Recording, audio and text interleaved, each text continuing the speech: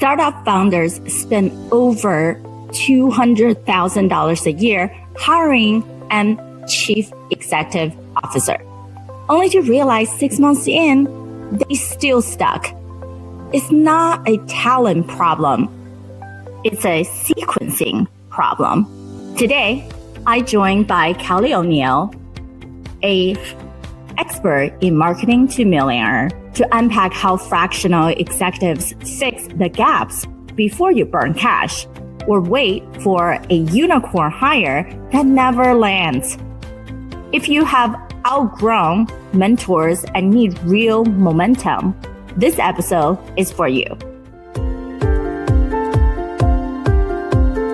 Welcome to Provider's Edge, the podcast that helps healthcare entrepreneurs and innovators break down barriers and control their business, life, and future with valuable action steps. With me, your host, Sabrina Runbeck, a recovered clinician and a business deal catalyst. Let's rewrite the rules and create a positive social impact while increasing your profitability. Before we dive into today's expert conversation, I want to pause for a minute and talk directly to the innovators in the room, especially if you're preparing for a raise or aim to land a pivotal partnership this year. Your pitch isn't just a story, it's a strategy. And if you're still guessing what investors or decision makers want to hear, you're already behind. That's exactly why we built Pitch to Yes. We don't just critique your pitch, we co-create it with you. You will walk away with a persuasion scorecard and a written pitch that turns attention into action. Apply at pitchtoyes.com. Now let's dive into today's conversation. To find fractional executive has been something that every single startup founder and growth phase of companies are all looking for. Then challenge has always been, how do we find them? And what's the difference between what I call a title board member versus actually function board member here to support you every step of the way?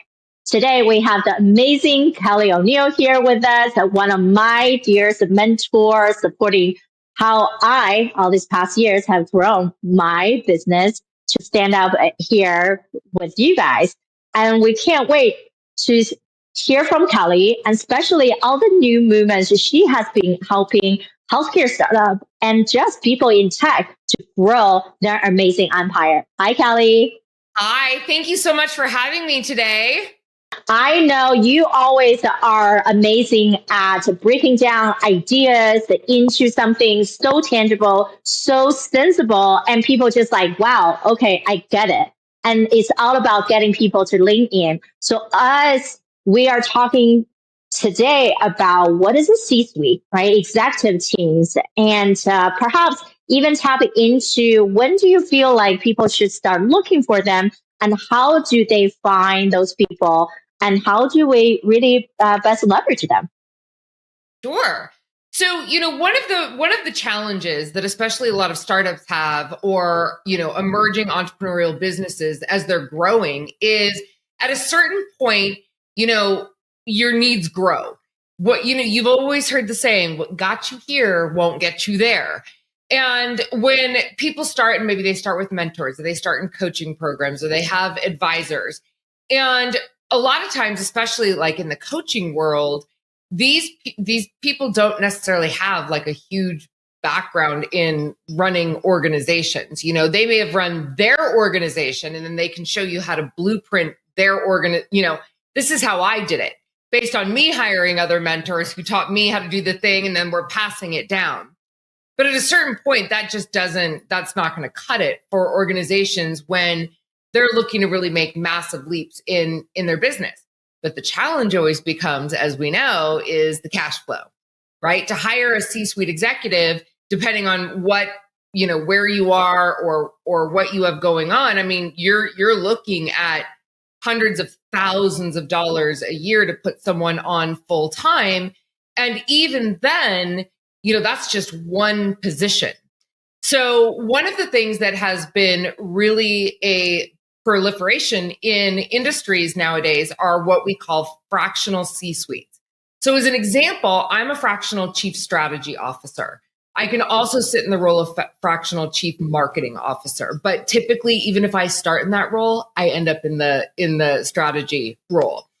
And my background was in corporate America. I started in brand agencies when I was 19, a brand marketing and PR agency when I was 19 years old. I then was in a variety of agencies in the Silicon Valley, working in tech. And then as I continued to grow, I went in-house in corporate, doing PR and branding. And then from there, I ended up doing consulting in tech. And a lot of times, I was doing a lot of different things. I was looking at market positioning and messaging. And then I was looking at, how to the best go-to-market strategy and how to differentiate us in the marketplace.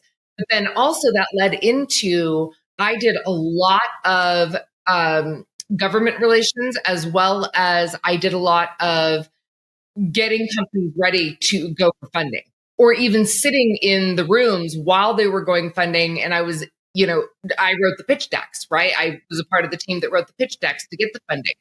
Well, fast forward now, 25 years now in my own business, I've been running my own businesses, and I've been, working with a lot of different industries, still a lot of healthcare. Actually, I do work with a lot of healthcare companies, but I've also worked with other tech companies. I've worked with professional services firms of various sizes and medical device companies, and really going in and ultimately helping them understand what their goals are. Because even then, sometimes people they haven't really flushed it out, right? One of the things I say a lot, you've heard me say this a million times, you can't read the label of a bottle from the inside, right? So with that, you need someone to be able to come in and provide an outside viewpoint and help you get really clear about what it is that you want to do, and then help you devise the strategy to most effectively get there. Exactly. Because most people, when they're too close to their own solution, they have a tunnel vision of what that looks like. When you are so in it, you cannot be a objective third party to really figuring out what are your blind spot. You can never see your own blind spot. And the culture, most startups, when they come to me, start looking into the next round of funding, whether it's through the VC connections I have, or is the getting into the place of how do they stand out. They're always saying, okay, Sabrina, yeah, we're so ready. We're about to bring on that CEO. So I will ask them, okay, so that's part of the money that you're going to use. Great. How much is that? How much ROI you're going to have that one person? And usually exactly is at least $150,000 a year to hire these people. They're not cheap. And then at the end of the day, that's just one person. When you have multiple fractional people who are all domain experts, they're able to then collectively work together, and we are able to count on their knowledge. It's not just despite someone who come in with 50 years of experience, it's still just one person instead of this fractional way of this new era, especially what you taught me, right? In those multiple dimensional way of seeing what the company critically need. So then we can speed up that much faster because we're never just seeing a tunnel vision anymore. Real quick, if you're a healthcare founder building in women's health, mental health, digital health, age tech, biotech, diagnostics, or longevity, we built Capital Engine for you. We don't just get you in the room, we make sure you're ready to own it. Our team vets the right investors and potential C-suite operators to help you validate products, run pilot trials, or scale your next revenue partner. Some founders get so much investor interest, they've asked us to slow it down. And whether it takes 2 months or 2 years, we stay with you until your raise is closed with expert advisors who've built and exited healthcare companies themselves. Apply now at Capital Engine VC and let's get to work. All right, let's get back to the second half of our show. Right. And frankly, like getting an executive in that's like, you're not getting an executive for 150. That's not one that is going to get you where you need to go in this high competitive marketplace. But this also allows this position to grow with you.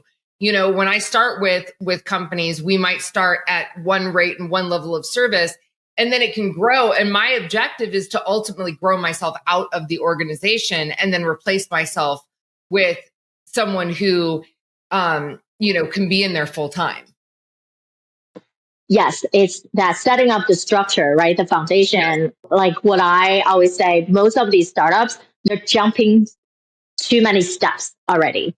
And yes. So it's like they're building their castle on top of the sand. So they feel like, oh, I put up this wall, this mirror, I'm having this conversation, this person talking to me, they say that it's interested. They're really mistaking movements that are not momentums, right? So they are just in this hyperdrive of, I'm doing so much. Oh, see what we're up to. But how are you actually getting them push forward? If you don't know how to do that, if you don't have someone who set up these foundation, now whoever else that you hire as a full-time, they have to take so long to even figure out what your company structure is and fix all the mistakes. So then you actually won't see the results fast, despite you're hiring them and spend all this money up front. Correct. Yeah, which is tough in the sense of, who are these people? How do you find these people? In your experience, what are some of the advices when, especially as a strategist officer? I feel like number one, people need to have a strategy officer. And number two, like where I coming in, mostly is like a fractional COO at that point. It's like, what are you guys doing? How come all the resources you have, whether it's the people, whether it's tech, it's not really working in your favor, where people are not talking the same thing, right? And then they really needed to have a chief people officer. So for me, at least those are my default of where people need to start. Would you say that's a good starting point? What else would you add to that? It really depends on the organization and where they are in the process. And that's actually one of the things, as a chief strategy officer, that's actually one of the things I look at. So like as an example, depending on where you are in the organization, hiring a chief people officer before you hire a chief financial officer is likely not advisable. Does that make sense? Because you're going to want to be able to control the budget. But it depends, again, on where you are in the organizational growth and what the objectives of that specific organization is. You know, one of the things that I know, again, you've teased me about, my clients tease me, I always say, it depends, right? That therein lies the strategy. Because when you're operating and you're creating and calling shots on strategy for a company, there's never a one size fits all. You're calling shots based on all of the pieces of the puzzle that you're putting together. And so I wouldn't say that there's one tried and true. If that exactly. makes sense.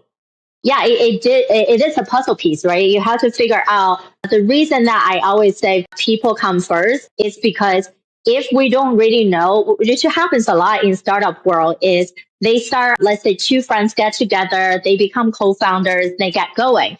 But not both of them have the same talent, perspective, expectation. And also both of them are not necessarily always aligned into purpose and mission of the company. So if they don't have the right people officer to help them to structure that, what's the dynamic start from top down? Who are the missing roles to fill this?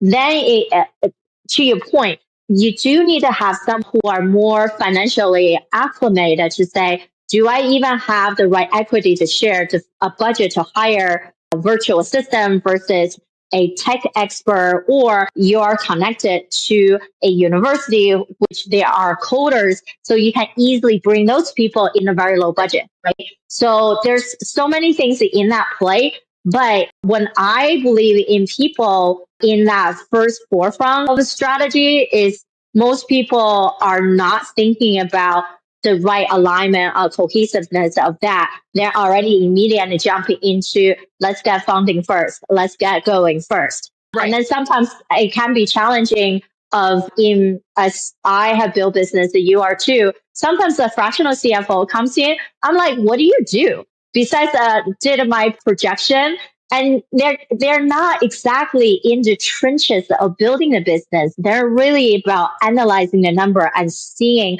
where the movement is. So sometimes it also is a challenge to say, oh, we're hiring a financial person to do all this work, but I would be so willing to pay someone in those time frame instead of bringing someone on a continual basis for someone who's more of the financial role.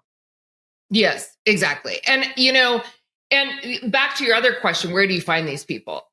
So do an internet search, right? So you can find people. I mean, LinkedIn, like my LinkedIn says all about being a fractional chief strategy officer.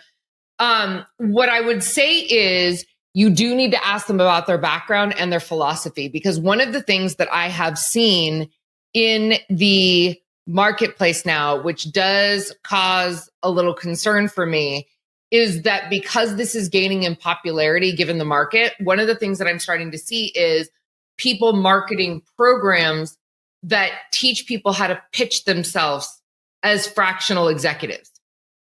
That's scary to me. Does that make sense? Because that's like, what gives you the ability to do the job, not just market yourself as that, if that makes sense. You've got to make sure that these people actually have the track record and the wisdom and the experience to be able to execute in the way that you need. And you need to make sure that they know how to do that in your industry. So depending on what it is that they're doing, do they actually understand your industry or your type of organization, or do they have experience in whatever your next set of goals are, because you need to get yourself to the next step. But like to what you said, a lot of times what's happening is these founders, they're bottom-upping everything, meaning that they're just executing. So they don't even have a strategy, which is why things feel all over the place. And they're like, oh, well, we need someone to hire finances. We're just going to hire someone to go do that. And it's like, is that really the next best thing? What's the bigger picture here? And then are we executing in alignment with moving in the most efficient way towards those results? Or are we just doing stuff because it seems like we need that, or we should be doing that? Or, there is an order to these things to make it most efficient and to get things done in the most effective way. Even today, I talked to 3 people that's exactly that. One is a nonprofit tech organization that actually help students to discover their next best job, right? Whether they wanted to be an innovator, or they actually, what if we have futuristic cars that needed to actually remote control, right? These people who be able to showcase that what career really looked like. Another one was that new movement was healthcare, was nutrition, the new medicine, and who came from a nursing background and gone to the old way, like you're saying, be careful, all the coaching way of training. And they're actually getting her so confused. She's like, oh, they're telling me to do a book. They made me to redo my website. And now I don't even know how to launch this. I really wanted to do a group model, like all over the place. I'm like, if you cannot even fill your program yet, why spend the money and time trying to write a book? And how is that book going to bring you the right people, right? You're just trying to throw things on the wall to see what fits. I think that's the challenge is a lot of people have no strategy, right? As you're saying, there's nothing that's step-by-step framework. So what I was asking her was, well, you're with this large coaching foundation supposed to help you to become a better healthcare nutritionist, right? With all your certifications. So what's the client acquisition roadmap looks like? She's like, what does that mean? Right? Like no one really even think about like what lead generation looks like. How do you create right awareness? How do you create conversion events? What does the nurture even look like? Right? People just doing so much out there without a system. So that's why when we say bottom up, right, instead of top down approach, where there has to be an overhaul of structure of step by step, and then you detail out with your own resources and people and financial to actually be able to execute And then that can be repeatable and measurable. Otherwise, we're always feel like there are movements, but we're actually not converting anything at all. One of the things that you've heard me say all this stuff, right? Since we've worked together for so long, you've heard me say all of this. One of my favorite quotes is by Lao Tzu, and he says that strategy without tactics is a long haul to victory, but tactics without strategy is the noise before the defeat.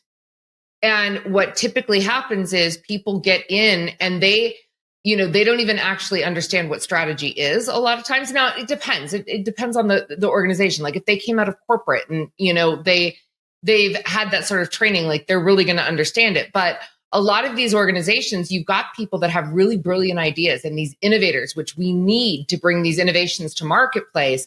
But that creativity and that innovation actually is not the same type of brain that works with the strategy component and the thinking things through and the organization of the flow and how we're going to do this and at what timing. And they don't know how to map it out. In fact, I would actually say, just based on, again, I've been in a lot of different industries for a very, very long time. I would say a majority of people don't actually understand what strategy even is. And even when people are saying strategy, that's not what it is, which is the same thing that happens with branding. And then the rest of the time, even if they do understand what it is, they don't have one. I mean, I just consulted a couple weeks ago for a cardiovascular surgeon. And when I went into their organization and they told me what their goals were, very well established. They were already, a multi 7-figure organization. But when I went to go in and ask them what they wanted to do, and then I started asking all the questions, zero strategy, zero foundation, didn't even know their numbers, didn't know any of their patient acquisition costs, didn't have a cohesive plan whatsoever. And they said, do you think you're going to be able to get us to the next level? I'm like, yeah, this is easy because you have nothing in place. They're like, well, what do you mean we have nothing in place? We've been running for blah, blah, blah, blah. And we have this many. And I said, yeah, that's luck. Like you got lucky, right? Because you don't even know, you might not even be charging appropriately. So, you guys have you've got like an EHR system, but you're not even using it. You're not even checking up with these patients for follow-ups to make sure that a year after you work with them, that you're getting them in for a checkup to make sure everything's still good. Like there's no strategy whatsoever. So it's going to be really easy to triple your revenue with a few minor tweaks and have you help more of the people that need your services. Yeah, I think people get stuck, right? Like, oh, we've been growing, have all these tractions and letter intent. So we should be set. Oh, I just need more people who are in my industry, just open doors. I'm fine. I can close anyone if I get to the right people. So how come you couldn't get to the right people, right? And to your point is people have all these tools, but sometimes the tools they're using are not for the right purpose. And they're mistaking in what they have instead of letting someone like yourself to identify the blind spots and fix them. And then they can easily double, triple what they can create. Right. They just needed to come in with the growth mindset. It does. It really becomes a case of they don't know what they don't know. And what they don't know is costing them time, money, and energy and impact. That's kind of the thing. And that's why you want to bring in, I mean, even myself as someone who does this for a living, when I've got big strategic initiatives within my own organizations, I'm always having people look at them. Because even me, when I'm too close to it, they're like, have you ever thought of? And I was like, no, I did not actually think of that. So even someone who does this for a living, I will miss things, that I didn't think. It happened again today. I was talking to another partner today, and she was going to go do something with in terms of marketing. And I said, yeah, make sure that you film all of that, because then you can use it this way, this way, this way, this way, and this way. And she's like, that never even dawned on me. Those are the things that are like, it never even dawns on you because you're just trying to make the next thing happen. And you're missing out opportunities to, create results so much faster than ever before.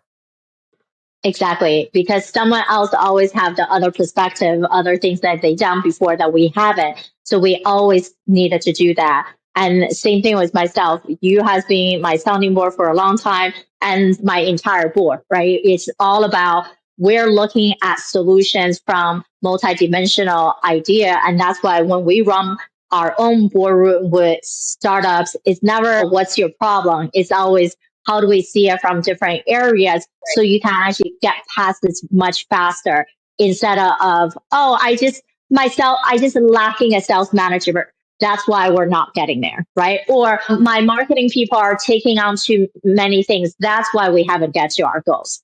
No, it's an infrastructure thing. It's a blind spot thing. It's that you need someone else to be your sounding board besides who do you have in your bubble. Correct. So as we wrap up, Kelly, what would you say is the number one takeaway from today? So, I mean, again, when you're inside of it, you can't read the label of a bottle from the inside. So what you don't see and what you don't know is very much costing you time, money, and energy. So you're always going to want to get an outside perspective, even if it's just to have someone come in. I know you and I talked about this, just having me come in and just look at your existing strategy. And even if it's not even a long-term engagement, having someone look at it, I've paid a lot of money before just to have someone look at my existing strategy to poke holes in it, even to tell me like, yep, this is great. But then they put one little thing in, and that was the thing that made me, help me make an additional $200,000. Like this one little thing. When you have a good strategist, it should never cost you money.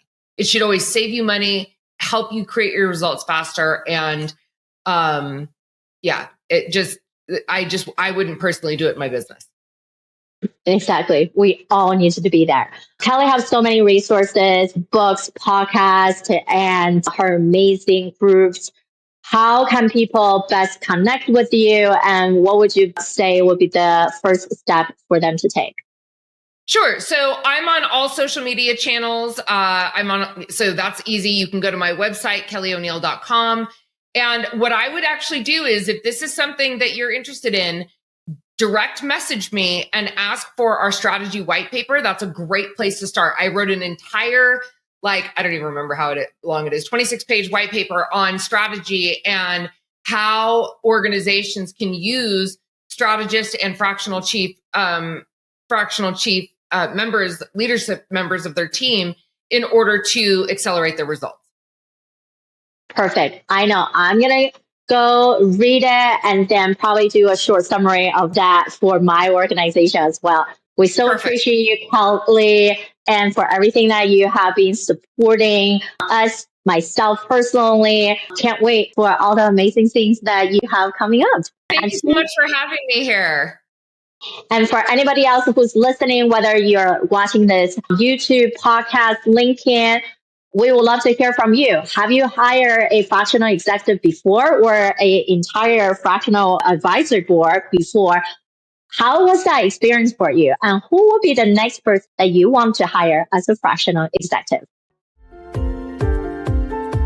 Thank you for tuning in to Provider's Edge podcast. We hope you enjoy our latest episode and found the insights and tips helpful.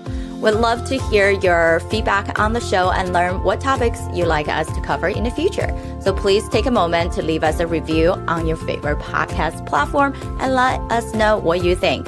Your feedback is essential to help us improve the show and provide you with the content you need to take your healthcare business to the next level.